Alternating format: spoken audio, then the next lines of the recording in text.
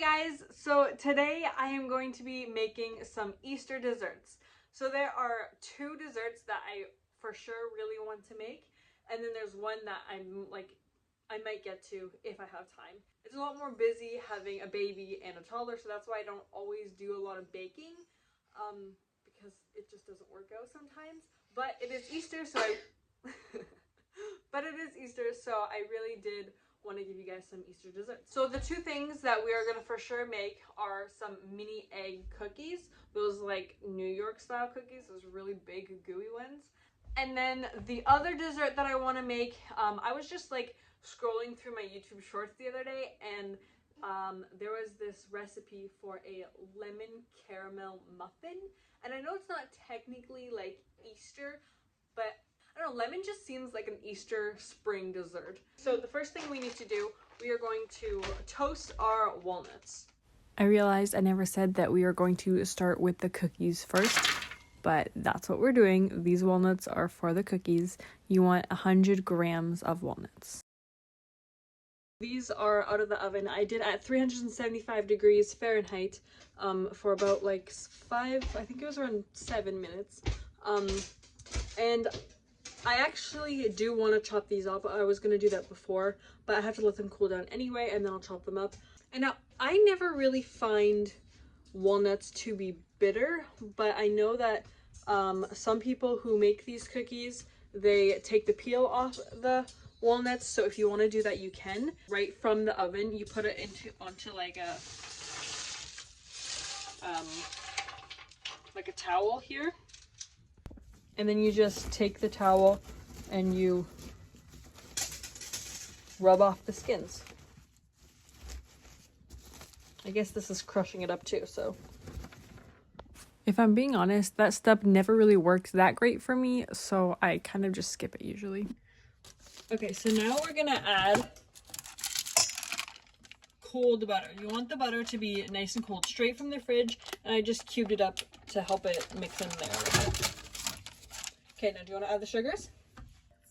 This is 160 grams of white sugar and 160 grams of light brown sugar. And we want to mix that together until it just forms like little butter nuggets.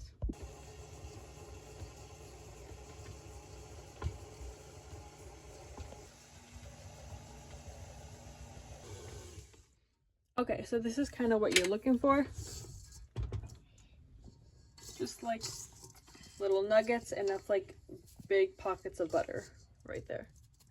Now we're gonna add the chocolate chips. So there's so you want 400 grams of chocolate. So since these are mini eggs, I'm doing half of it, so there's only 200 grams of milk chocolate chips.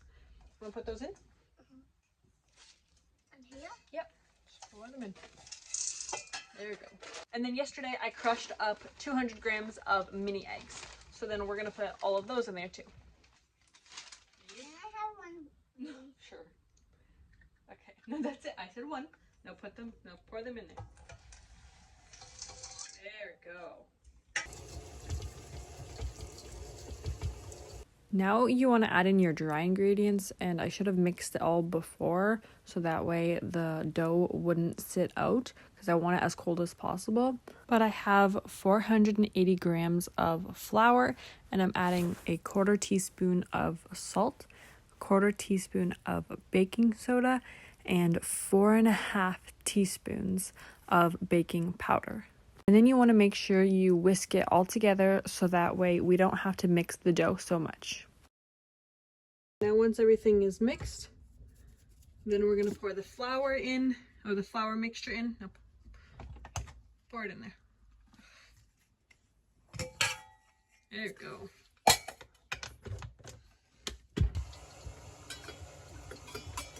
You want everything to be kind of like crumbly like this, still little pockets of butter. You want to do 2 cold eggs. You want to make sure you mix it up because we don't want to mix the cookie dough too much. Good. Now, like I said, we're trying not to overmix, so you just want to mix the egg in there until everything is coated and just combined, and then you want to stop. It's still going to be crumbly. And I realized that I didn't leave any mini eggs over to put on the top, so I'm just cutting some up now. And then I'm pouring all of the dough on the counter and just kind of like pressing it together with my hands. For these cookies, you don't use a cookie scoop. You weigh balls of dough that are 125 grams. And I've done them smaller and it works. But this is, I guess, the preferred weight of them.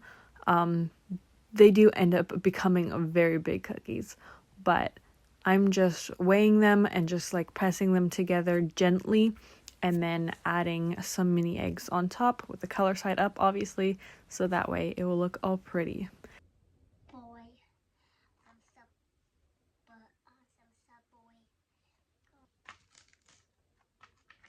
Roll this one in there. So now these have to be frozen, which is the sucky part. That's why I did them first, because we're gonna freeze these. Preferably overnight, but I want to bake them today, so we're gonna do it for like 2-3 hours. So while these are in the freezer, we're gonna start on the muffins. I totally forgot the walnuts. I had these in the fridge to cool down so that they could go in the cookie dough, and I totally forgot about them. That sucks, because these cookies taste so good with the walnuts in them. Don't forget the walnuts. Or maybe you don't want walnuts in it, then you don't have to put them in there. But now we're gonna make the lemon caramel muffins, and the first thing we have to do is make a lemon caramel. First, we have to zest some lemons. The zest is gonna go into a coarse sugar to make like a citrus sugar.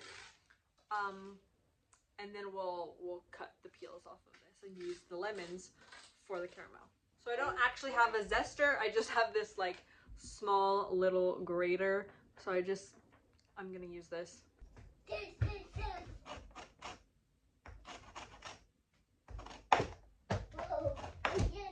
So this recipe is by Justine Snacks, I think her channel is called.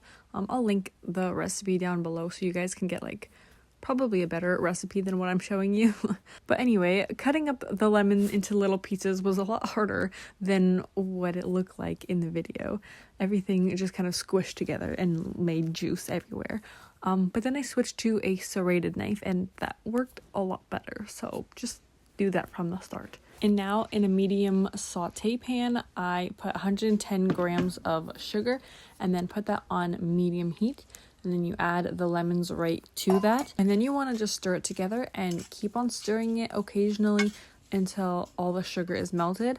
And I realized that my heat wasn't quite on medium. It was like medium low. So when I added the butter, it didn't like sizzle, like bubble like it is now. So that's kind of what it's supposed to do. But I want to keep stirring it every now and again until it gets a nice deep golden color like this. And when you scrape the spatula along the bottom, you can see the bottom for a couple seconds. Before I made the caramel, I put a plate in the freezer to get nice and cold and put some parchment paper on top, and then I poured the caramel on top of that, and as you can see, it like set right away. Trying some caramel.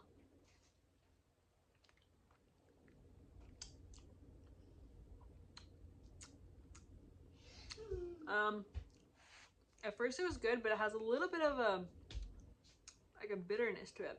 Not like caramel bitter, like lemon bitter. Maybe my lemons were really bitter. I should have tried the lemons before I did this, but okay, before we can make the muffin batter, I don't have any liners or liners that fit anyway. I have smaller cupcake liners, but whenever you put the batter in there, it like crinkles and makes it all weird. So we're gonna try to make our own out of parchment paper. I've never done this before, but I've always wanted to try it, so we're gonna do it today.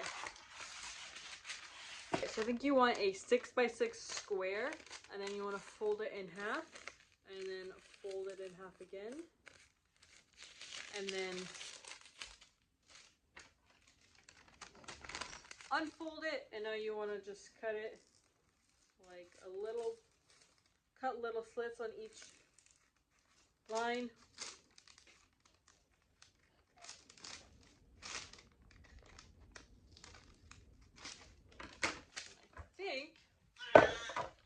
that in there, and then you just, yeah.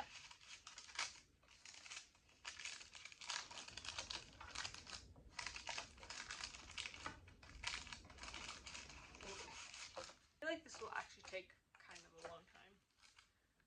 If you absolutely do not have muffin liners, and you need them, then this works. But if you have the option to just go get liners, just go get liners. Especially if you have little kids who are constantly needing your attention. This is just a waste of time. And now I have to cut it all out and then fold each one of them, and then I still have to cut little slits in them. I mean, if you have time and if you want to, go ahead, but this is too tedious for me. You need 113 grams of salted butter, and then you want to melt it. And then you want to add 165 grams of white sugar and 55 grams of light brown sugar. And then 2 large eggs, 60 grams of heavy cream, and a half teaspoon, or for me, I just kind of did a big splash of vanilla. And after you mix up all the wet ingredients, you want to add 280 grams of flour, 2 teaspoons of baking powder, and 1 teaspoon of salt. And while you're mixing that all in, you want to add 80 grams of milk a little bit at a time. And now I'm taking that lemon caramel and just ripping it into small little pieces and then folding that all in. So it's like going to be pockets of caramel throughout the batter. And I feel like this would be so good even if it wasn't lemon flavored, like just caramel. And I kind of want to try it with different flavors. Like a chocolate muffin with coffee caramel throughout. I feel like that would just be so good. But I'm just filling up the liners like pretty much all the way to the top. And then I'm adding 60 grams of coarse sugar. I have like a demerara sugar. And I'm just mixing that in with the zest and like rubbing it in to release the oils. And then you just top the muffins with it. They just came out of the oven and they smell so good. I'm really excited to try it. So now I just put a cookie sheet in there, and we're going to preheat that so it gets nice and hot before we put the cookies in. So I realized I never mentioned that for the lemon muffins, I baked them for about 20 minutes at 375 degrees Fahrenheit. And then after they were done, I upped the temperature to 400 degrees Fahrenheit for these cookies. And then baked those for 16 minutes.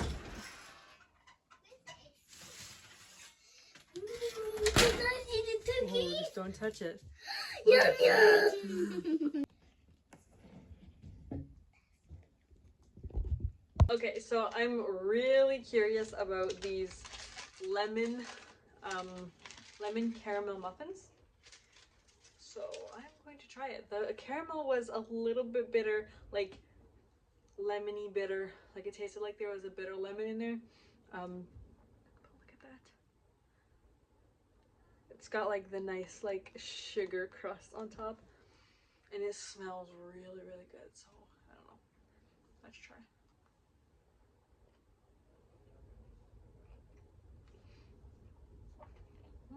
I'm gonna break it in half, see if we can see the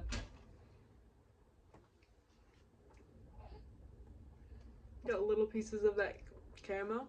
I'm gonna try.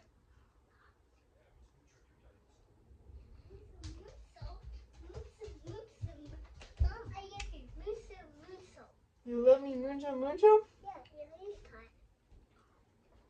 Alright, what does mucho mucho mean? Yeah. Yeah. How many? How many? 2. Mucho 2 times? Do you want to try these What is that? muffins? The lemon muffins. The muffins are really good, but the caramel part, look, it's really good, but it's still a little bit bitter. It's got a little bit of a bitter tang to it. Overall, it's really good, but I think next time I'm just gonna make sure my lemons aren't Why are bitter. they bitter like that? I think it's the lemons. They're just too bitter. They are old. We've had them for a little while. Or maybe they just got bitter when you cooked them. Yummy muffins.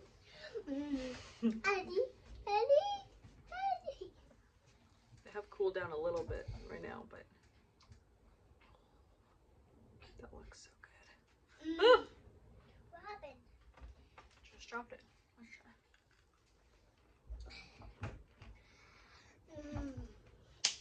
Those are Mm. yummy. There we go. Not the whole thing. That's the only way to do it, Mom. Do you want to try? Yeah. It's like super gooey on the inside. And it tastes like mini eggs. It's really good. Good. Very good. It's really good. So the lemon caramel muffins were a little disappointing because of the bitterness. Everything else was really good and I want to try them again. I would definitely still recommend that you guys try it because it could work out for you guys. I don't know exactly what it was that made it bitter, if it was that my lemons were bitter from the beginning, or if somehow the cooking process made them bitter, or if I just left too much of that like white stuff of the lemons on there, because apparently that's pretty bitter, right? I don't know, but overall, like, the idea of the muffin was really good and I definitely want to try it again. But the cookies, those cookies were so good. You definitely have to try them. I would recommend putting the walnuts in there because I think the toasted walnuts would be would just add a really good flavor. But if you don't want nuts either, then just what I did would be perfectly fine. But yeah, we're gonna enjoy those this Easter weekend, and I hope you enjoy your Easter weekend. And I will, yeah, Daddy's home. And I hope you guys have a great week. See ya.